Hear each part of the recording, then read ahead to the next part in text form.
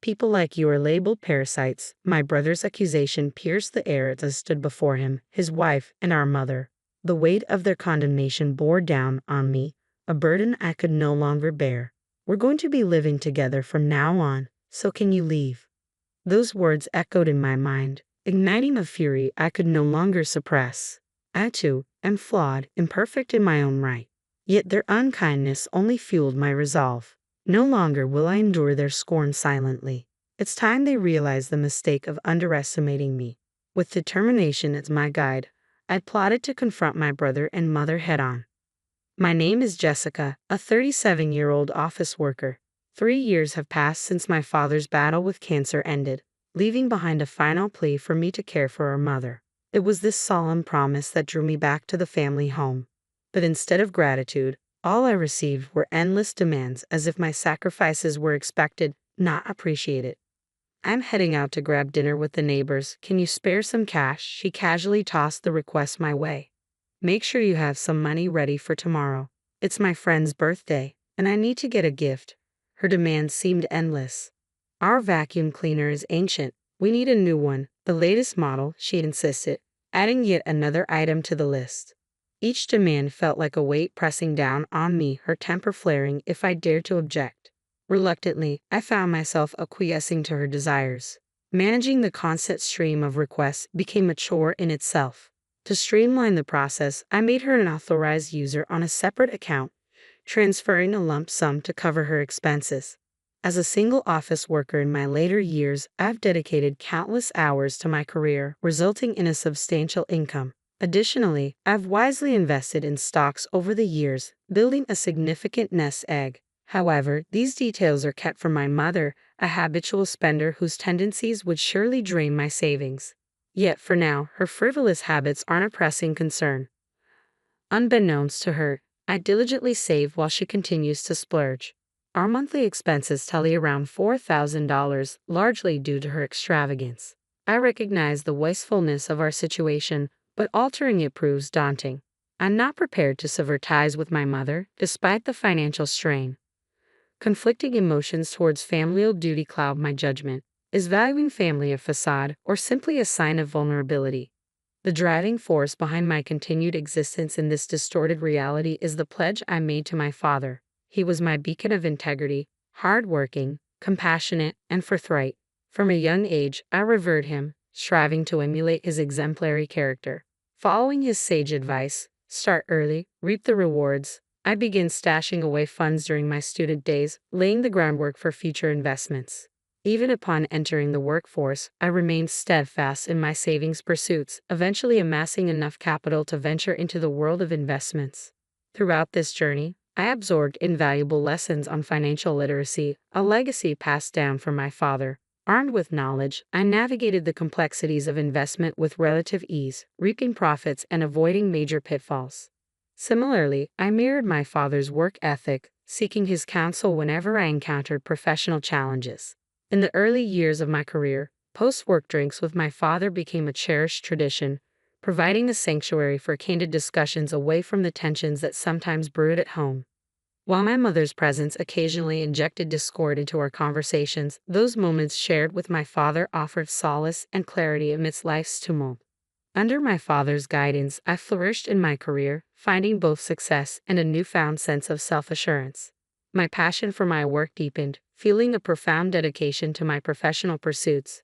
Despite remaining single, I harbored no regrets about prioritizing my career. Life unfolded in a familiar rhythm. While my mother's extravagant tendencies remained a concern, I chose to focus on my work, allowing her the freedom to indulge in her habits. Yet, amidst the demands of my job, my mother insisted on assigning household tasks, blurring the lines between work and home life. Determined to maintain equilibrium, I endeavored to balance both spheres of responsibility. Over time, I honed my domestic skills, mastering chores, and even refining my culinary talents. I viewed these endeavors optimistically, imagining they might one day serve me well in marriage. Nevertheless, the weight of my mother's expectations grew burdensome.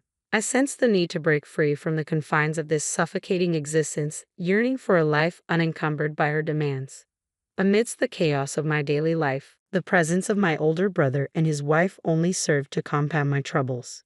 David, my elder by 2 years, and his wife Lily, who coincidentally shares my age, began frequenting our family home more often.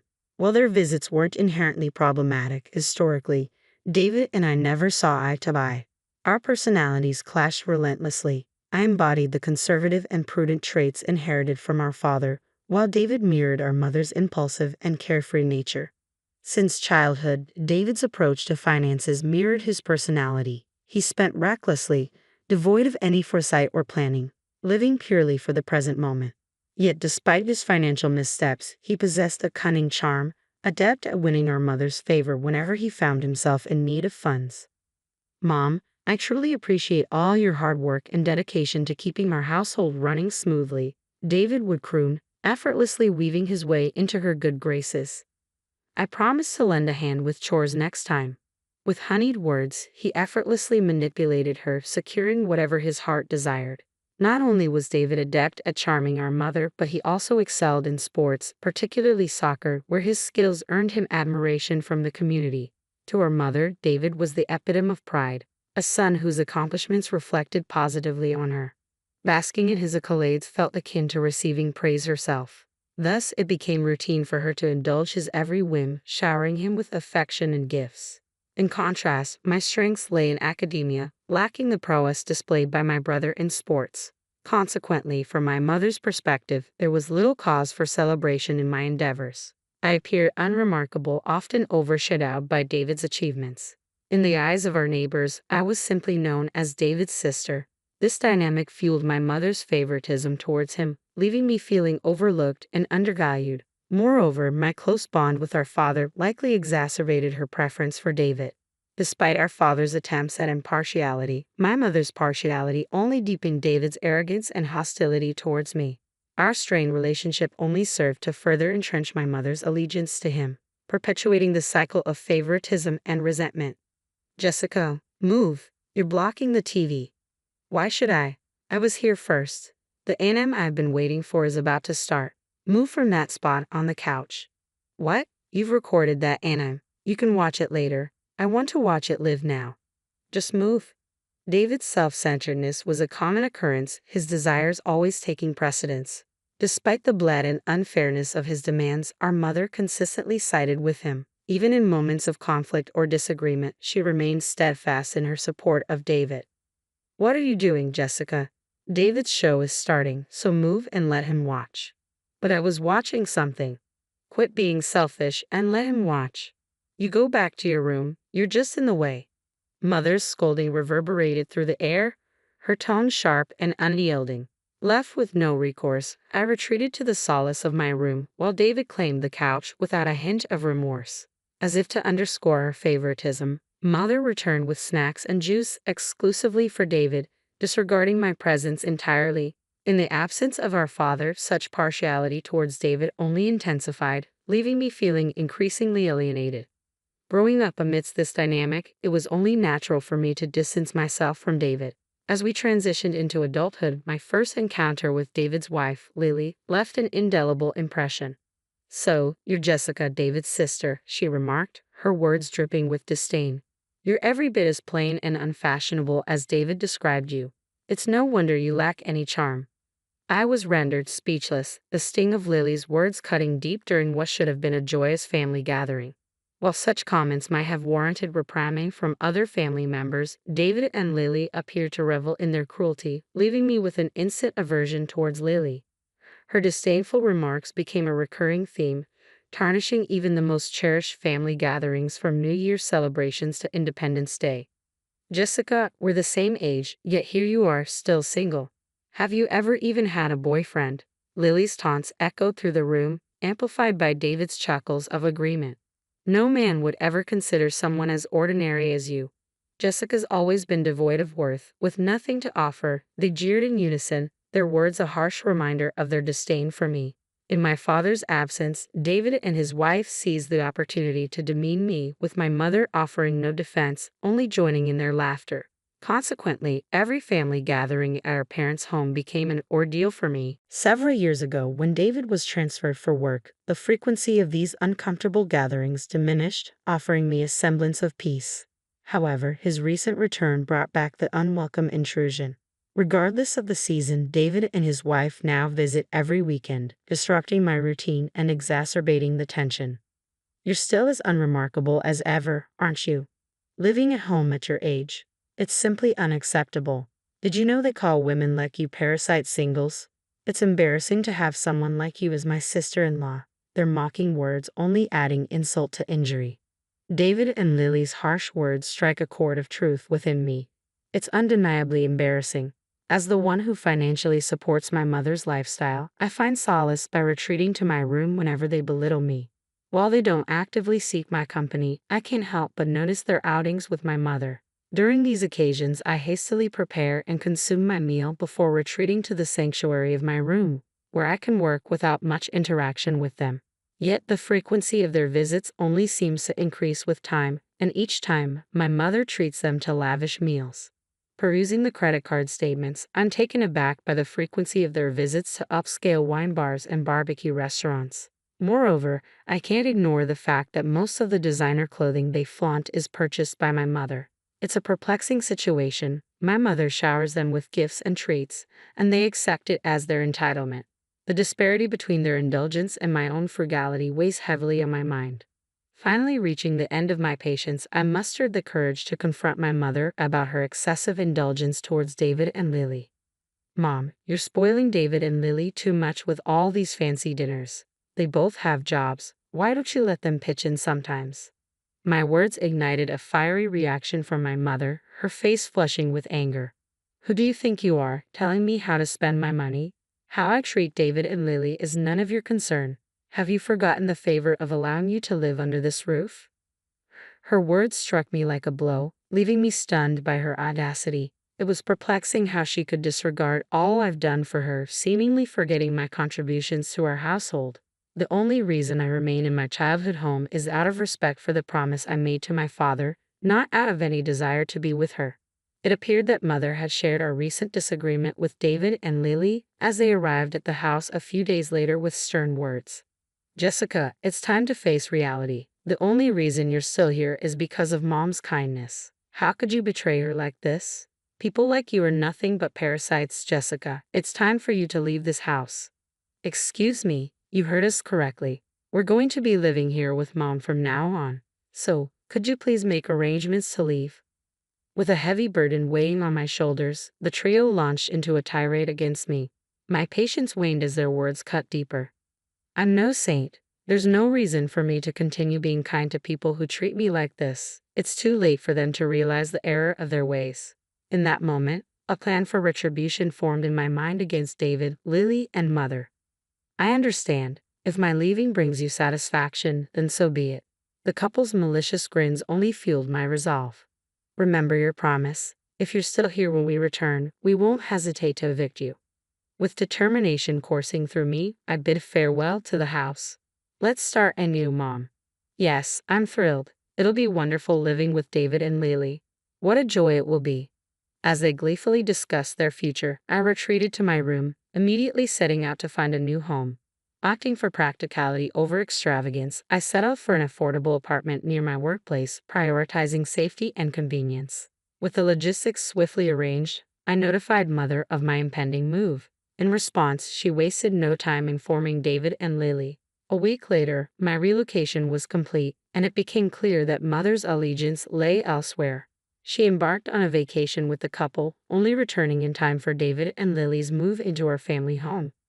Soon after, Mother's voice crackled through the phone, laced with shock and anger. Jessica, what's going on? Where are all the furniture and appliances? Well, I bought them with my own money, so I took them with me, I replied calmly. Don't be absurd. I bought those with my money. Remember, you asked me to replace them, and I did. I paid for everything. Mother's frustration was palpable.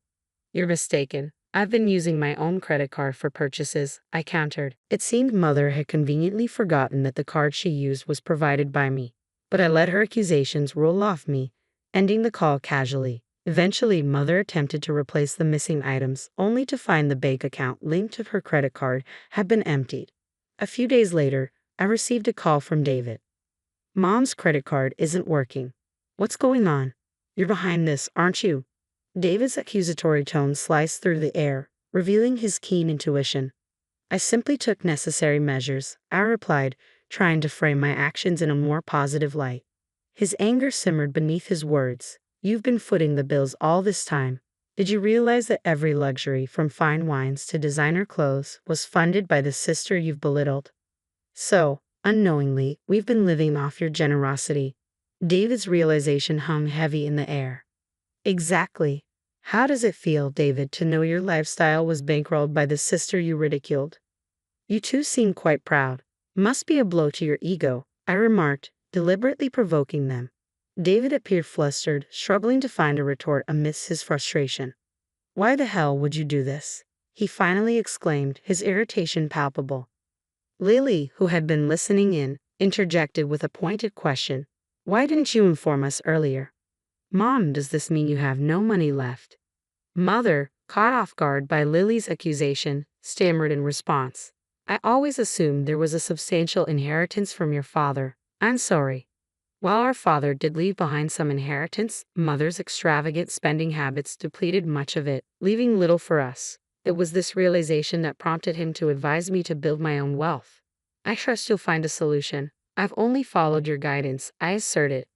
Jessica, wait, we're not finished yet, David protested, but I refused to entertain further discussion, cutting ties with him, Lily, and Mother. Ignoring their pleas for reconciliation, I blocked their numbers. Subsequently, I received emails from both Mother and David, each pleading for assistance. Through these messages, a startling revelation emerged. David had resigned from his job under the mistaken assumption that he could live off our presumed family wealth. It was clear that his lavish lifestyle had left him with unrealistic expectations. Currently, they struggle to make ends meet with part-time jobs, their past extravagance now a distant memory. Their constant disputes only serve to underscore the stark contrast between their previous lifestyle and their current reality. Despite their pleas to move in with me, I remained steadfast in my decision to sever ties, choosing to ignore their messages and focus on my own path. Currently, I revel in the tranquility of my solitary existence. I've severed ties with David and Mother, content in the knowledge that I've honored my father's wishes. Focused on my career and financial goals, I am determined to expand my wealth through diligent work and strategic investments. As I steadily build my assets, I also intend to gradually delve into the realms of love and companionship, open to the possibilities of romance and marriage.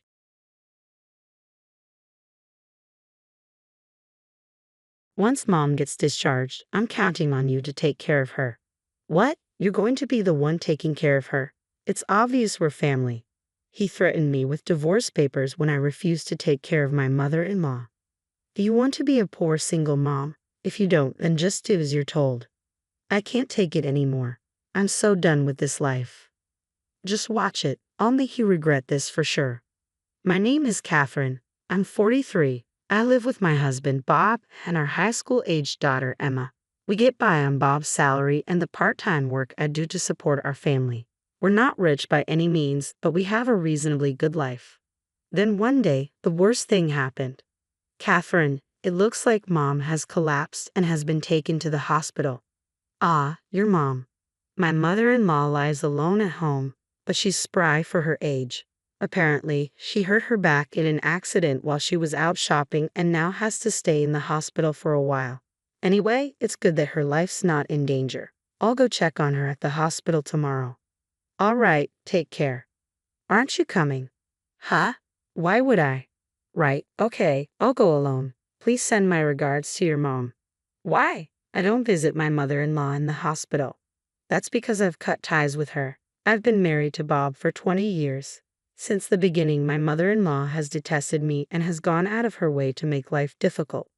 You're really inefficient, aren't you, Catherine? You're not suitable for my son. I wish he had a better wife. I never imagined you'd be this useless, enduring the continuous verbal abuse from my mother-in-law that wore down my spirit. Whatever I did, it was always, father-in-law is useless, not good enough. Poor Bob. And so on. I was met with complaints every time we met. But I held on as long as I could because she was Bob's mother, whom I love. However, even after my daughter Emma was born, the mother-in-law's harsh words did not stop. On the contrary, she started finding fault with Emma as well. Just great. The long-awaited grandchild is a girl. She can't carry on the family name. She's of no use. If it's a girl, she should just at least be pretty. Who on earth does she take after? Amidst the difficult days, the worst situation that finally decided the end of our relationship occurred one day when my mother-in-law was unusually relaxed at our house. My daughter ran up to her with a picture book. "Granny, can you read this?" The moment Emma handed over the book, mother-in-law knocked it down and hurled at Emma. "Don't touch me with your dirty hands. I don't need an unattractive grandchild like you." Emma was startled by her grandmother's loud voice and began to cry. "Granny's scary." I must have been very sad. She was sobbing, and it hurt me to see her like that. Even yelling at my young daughter, I had reached my limit. "Hey, mother-in-law, what do you think you're doing?" I rushed over, but my mother-in-law showed no signs of remorse. Rather, she snapped, "It's your daughter's fault. You've got to be kidding. I saw what you did. You knocked Emma's book out of her hand, didn't you? Trying to touch me with her dirty hands?" "Dirty hands? Can you say that? If you're going to do this to my daughter, don't come to our house anymore. They'll get cheeky with me. I don't care about you all. Why did you come to see Bob? This is also the house of me and Emma. Stop making silly excuses." In this way, my mother-in-law got into a big argument. Bob just stood there flustered, saying, "Hey, both of you, please stop," and didn't even warn his mother. She eventually went home grumbling all the while, but this proved to be the final straw. "I can't deal with your mother anymore. I'm fed up with you not defending me and Emma. Let's get divorced." When I said that, Bob started flustering again. "Hey, wait a minute. Even I find my mom tough to deal with. I just couldn't say anything because it was all so sudden. Today, I'm on your side, Catherine and Emma. People can say anything they want, but unless you act on it, it means nothing. Anyway, I can't take it anymore." Then my husband made a proposal. Okay, if you insist, Catherine, I don't mind if you cut ties with my mom. But please, I beg you, don't divorce me." I was torn. Would there be any benefit staying with such an unreliable husband in the future? Even if we cut ties, could I really avoid any interaction with my husband's mother forever? In the end, the reason I didn't go through with the divorce was because of our daughter. Our daughter adores her father, and he's a good and caring dad when he's with her. For our young daughter's sake, taking away her father right now wouldn't be right. So I decided to put the divorce on hold on the condition that I'd sever ties with my mother-in-law. But if anything else happens, I won't be lenient. I get it. I'll talk to my mom too. And with that, we reached an agreement, and I severed ties with my mother-in-law. I'll never let my daughter meet her grandmother again. That was a condition of our reconciliation. After 10 years, I can't forget what my mother-in-law did. As for visiting her, that's out of the question. Frankly, what happens to my mother-in-law isn't my business. A few days later, my husband came to me with a serious look on his face. "Catherine, I need to talk." "What is it?" My husband looked awkward in response to my question. "It's about my mom. Apparently, she'll need care after she's discharged." "So what?" "It'll cost a lot if she goes to a facility, right? So I was thinking we should take care of her at home." "Oh, that's impressive. Good luck." "No, not me. You." "What? What is he talking about? What? You're not seriously. You know that my mother's in a bad way, right, Catherine?" He fell silent. The fact that he even suggests this was beyond my comprehension, to avoid any unwarranted expectations. I laid it out for him clearly. "Look, I have a job too, and there's no way I can take on the responsibility of caring for your mother. But you're just working part-time, right? Surely you can find some time to take care of my mother. If that's what you think, then I'll just talk to my boss about switching to full-time. How about that?" There was no point in dragging out the conversation. My feelings weren't going to change, and his timid demeanor was only annoying me. Although he looked like he wanted to say something, I naturally ignored him. The next day, it seemed he had spoken to his mother in the hospital as she called me. "Excuse me, Catherine, what on earth are you thinking, refusing to care for your own mother-in-law?" "Yes, I refuse. Is there a problem?" Her bizarre shriek came through the phone when faced with my calm response. "For me, in my time, of course, I've cut you off. Remember, you're not even my mother-in-law to me anymore. I have no desire to help you with your care." "What did you just say? How dare you? You and that errant child absolutely will not tolerate this refusal." To be honest, I considered just hanging up on her. It was a hassle, but if I didn't firmly reject her now, she'd probably just keep calling. I was prepared to settle this today, so I face off with my mother-in-law. Do you remember why I cut you off in the first place, mother-in-law? What do you mean? Are you implying I've done something wrong? Have you already forgotten? Because of your insidious bullying and your appalling attitude towards my daughter, my husband also agreed to this decision. Goodbye. Wait, hold on. With no further discussion, I ended the call and promptly blocked her number. A few days later, Bob tried to bring up the topic again. Hey, about my mom. Again, I couldn't hide my irritation as I responded. Just so we're clear, I have absolutely no sympathy for my mother-in-law. No matter what happens to her, I've told you again and again that I won't provide care, right? Unexpectedly, her normally compliant husband shot back without hesitation. No, you're going to take care of my mom. Count on it. What? What does he mean? I've repeatedly stated that I don't want to have anything to do with my estranged mother-in-law. Is he like a chicken forgetting everything after taking 3 steps? Count on it is not the response I want. I said I will provide care, remember? I fired back defiantly, but my husband is different today. No matter how much I argue, he persistently pushes back. The heated argument I had with my mother-in-law on the phone days ago came to mind. Probably my mother-in-law had given him a piece of her mind afterward.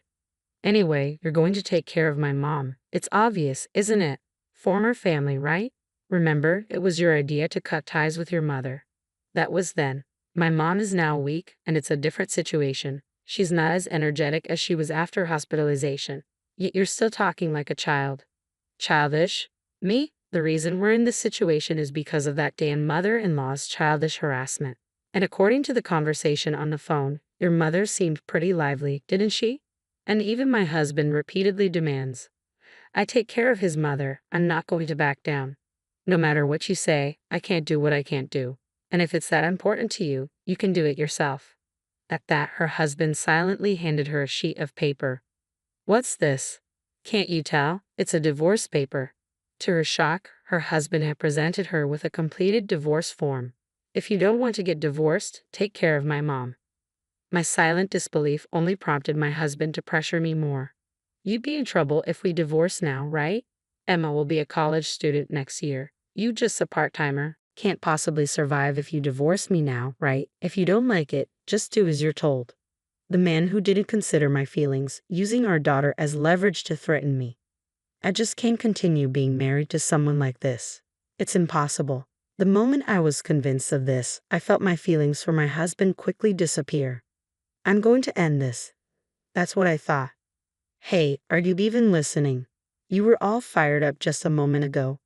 Now, a divorce is a reality. Are you scared? My husband looked down at me, laughing. My daughter came into the room, probably hearing us argue. Hey, I heard raised voices. What's going on? Then my husband started a tirade on Emma too. Oh, you're just in time. You'll be helping with your grandmother's care too. What? Why me? It's obvious, isn't it? She's your beloved grandma. You could at least help with the caregiving. I couldn't believe that they would impose my mother-in-law's care on my daughter without a second thought. I was so pissed off that I signed the divorce papers as fast as I could. What are you doing, Catherine? Isn't it obvious? I'm signing the divorce papers. I'll go submit them once I'm done. Perhaps he hadn't expected me to agree to the divorce so easily. Bob started to panic. Oh, hey, enough already. Did you even listen to me? You're going to be the one who's going to have a hard time if we get divorced. I don't care. Compared to staying involved with you, any hardship seems bearable. With divorce papers in hand, I began to prepare to leave. Then, perhaps numb to the situation, my husband took the final step. Are you sure about this? If we divorce, you'll have to give up Emma. I'm warning you, I'll get custody. You'll never see our daughter again. A husband who had no doubt in his mind that he's superior to his wife. Truly, how stupid can you be? Even if we get divorced, I will not give up my daughter. I will do whatever it takes to provide for my daughter at all costs. I will get custody of Emma. Shut up. Considering our financial situation, it's natural that I get hurt. You won't see our daughter again. Tough luck. At that moment, Emma, who had been quietly listening, chimed in. What are you talking about? I'm going with Mom. Ha! At Emma's words, Bob stood there dumbstruck. What are you saying? If you follow your mother, Catherine, you'll only face hardship. I don't care. It's better than being with you, Dad. I would never want to take care of Grandma. That's right. My daughter had not forgotten what my mother-in-law had done to her in the past. I really hate Grandma for bullying Mom. I'm also disgusted with you, Dad, for not helping my mom. I don't care about the money. I'm going to live with Mom. At my daughter's words, a surge of indescribable emotion welled up within me. I had hoped she would choose to come with me, but I never imagined that she thought it through so much. My husband, looking quite pathetic, started trying to persuade us to stay. Wait just a second. Wait, if you're gone, who's gonna take care of the house? Why don't you do it yourself, Dad? My daughter responded with a smirk. You can take care of Grandma and do all the housework all by yourself. That's impossible. I have a job, you know. So what? Mom has been working and doing house chores, and you want her to take care of Grandma on top of that, expecting others to do what you won't do yourself. That's ridiculous. My daughter gave my husband a thorough tongue lashing, leaving him completely stunned. Eventually, he resorted to his usual tactic of crying to win us over. Oh, why are you guys blaming me so much? I just asked for a little help with the caregiving. There was a time when we might have let it slide, but neither my daughter nor I have that kind of patience anymore. Looking at my crying husband, all we could do was shake our heads in disbelief. Let's go, Mom. Let's hurry up and pack our things. Right. My daughter and I each packed our belongings, took the divorce papers, and left the house. My husband kept crying, trying to stop us until the last moment, but of course, we ignored him completely. We submitted the divorce papers at the city hall, and our divorce was finalized. My daughter and I decided to live at my parents' house for a while. By the way, my family runs a flower shop. Right now, I am working part-time and helping out with the family's flower shop, trying to save money for my daughter's college tuition. My husband continued to contact me persistently even after that. Mom is throwing stuff at me. Help me. I can't handle it anymore on my own. Please come back. Since he was so annoying, I blocked his contact. Living with my ill-tempered mother-in-law every day must be quite a struggle, and it seems that my husband is having to care for her day and night without any sleep. Finally, my company has moved to shorter working hours, and my paycheck seems to be barely scraping by. If I had known it would come to this, I should have done whatever it took to put my mother-in-law into a facility. Well, it's too late to talk about what I should have done now. Besides, thanks to my husband making a fuss about caregiving, I'm able to spend these days with my daughter. I guess I should thank him for that bit. From now on, I want to live each day in cooperation with my cherished family.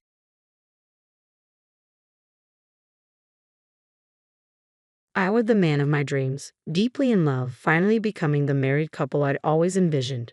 Our wedding ceremony, a culmination of my fondest dreams, was adorned with blessings from many. I imagined my parents in heaven rejoicing, but little did I know, tragedy lurked ahead. Their betrayal shattered everything.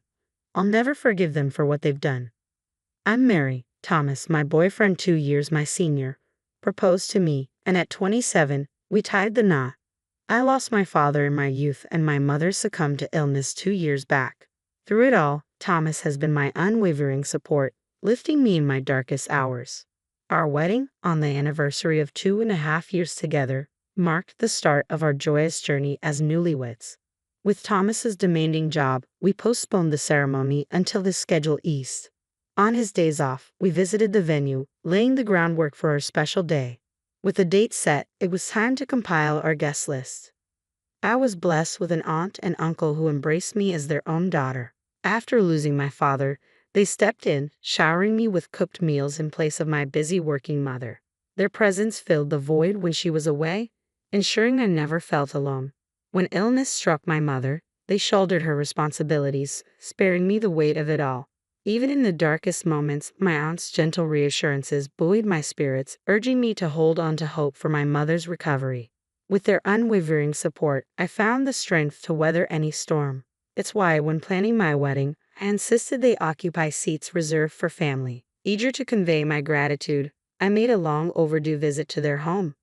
"Mary, congratulations on your marriage," my aunt greeted me, tears glistening in her eyes. "Thank you, Auntie. I've been thinking, I want you and Uncle to sit in the seats reserved for family at my wedding. Would that be all right?" "Of course," she replied, her voice filled with warmth as she reached for a large box. "Mary, why don't you open this?" Curious, I obliged, lifting the lid to reveal a stunning white wedding dress nestled inside. Crafted from exquisite silk, it exuded elegance with a touch of charm.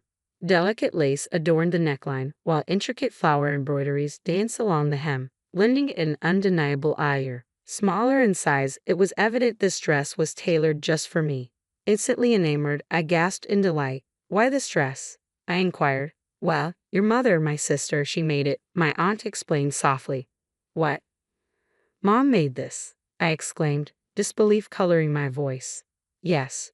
Despite her illness, she poured her heart into every stitch, envisioning this day for you. She asked me to give it to you if ever you married. This dress embodies all the love she held in her final days.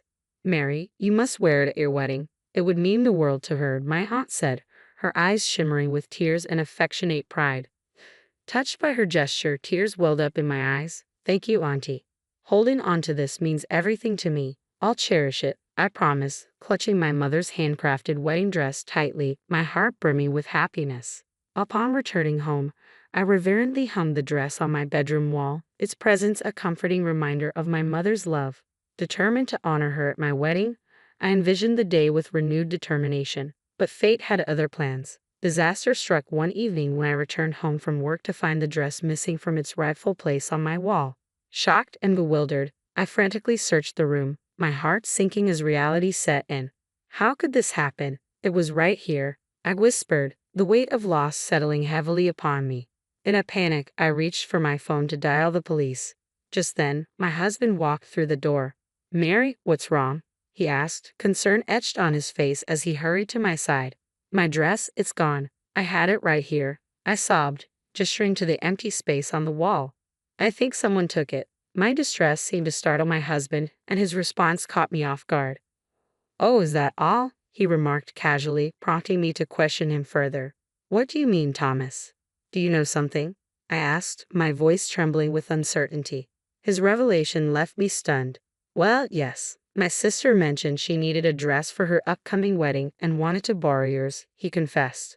"What?" I gasped incredulously, realizing he had lent my precious wedding dress without consulting me. It dawned on me then that she'd used the spare key from our mailbox to retrieve it.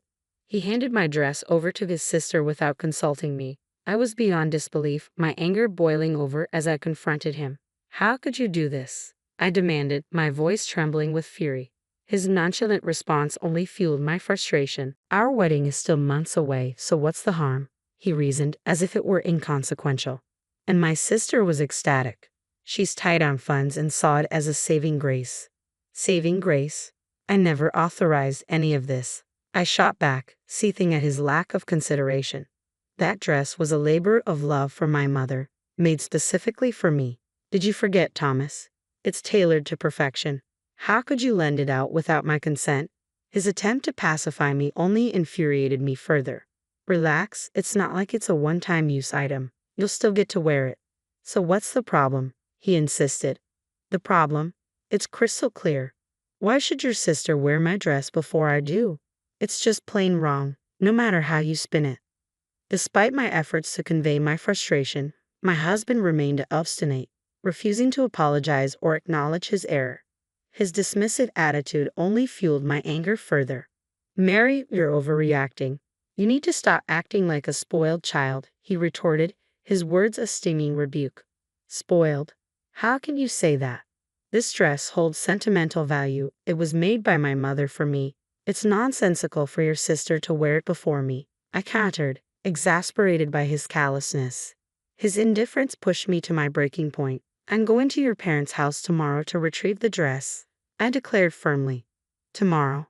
But that's when my sister's fiancé and his parents are visiting," he interjected. "Your parents' house, and you think I should just sit back and let them decide?" I snapped, incredulous. "Let me be clear. Regardless of anyone's opinion, I refuse to allow your sister to wear that dress." The following day, I took a break from work to confront my sister-in-law.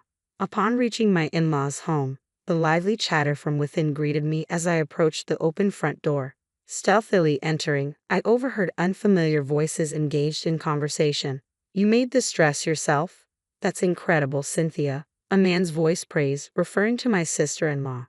Cynthia, basking in the admiration, modestly deflected the compliment. "Oh, it was nothing," she downplayed, proudly showcasing my mother's meticulously crafted wedding dress to her fiancé and his parents. A surge of emotions welled up within me as I listened, my heart heavy with indignation. Claim of creating her dream dress struck a nerve. That dress was a symbol of my mother's love, crafted expressly for me. Without realizing it, I found myself drawn towards them, propelled by a mix of anger and hurt. Storming through the entrance, I snatched the wedding dress from my sister-in-law's grasp and declared, "This belongs to me," in front of the astonished onlookers. All eyes turned towards me, except for my sister-in-law, who paled at my assertiveness. "Cynthia, is this true?" her fiancé questioned, prompting her to offer a feeble defense. "No, it's not what you think. I really did make it myself." Realizing the futile nature of the conversation, I turned my attention back to Cynthia. "Why don't you try it on then? My mother tailored it to fit me perfectly. It won't suit you." It was evident that the dress, designed for my petite stature, wouldn't flatter her taller, more athletic frame. "What's going on?" My husband's voice cut through the tension, finally making an appearance. My sister must have called him. He fumed, his face flushed with anger. "Mary, what on earth are you doing? Are you trying to sabotage my sister's wedding?" "Sabotage? If anything, it's my wedding that's in jeopardy," I shot back at my husband, bracing myself for another outburst. "Just stop. We call off our wedding, so hand over that dress to my sister."